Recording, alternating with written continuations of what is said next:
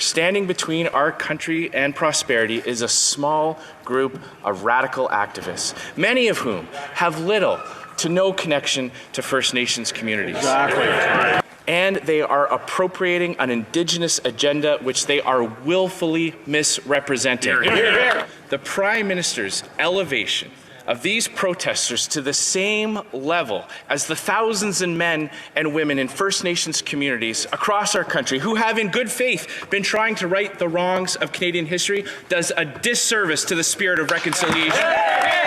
That was, of course, Conservative leader Andrew Scheer offering his perspective on these blockades that have been slowly grinding our economy to a halt. A perspective that I think if you look at the facts, you look at opinion polling, you look at the views of First Nations, adequately represents where the country is at. Prime Minister Justin Trudeau did not see it that way, though.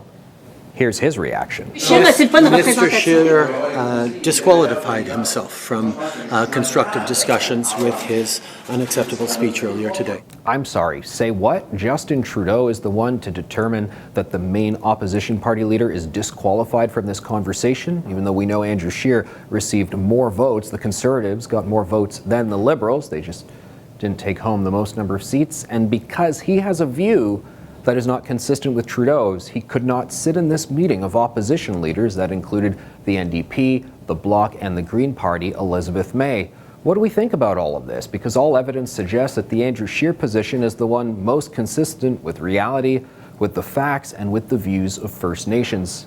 We're in a situation right now that calls out for national leadership. There are so many different aspects happening in these blockades. It's kind of hard to keep in front of the news. Some of the latest being that over the long weekend, we had a border crossing near the Thousand Islands Parkway. That was shut down. Access to Canada, access to the United States, that was shut down. Meanwhile, we saw climate activists stopping in front of BC Premier John Horgan's home and attempting to do a citizen's arrest on him. What?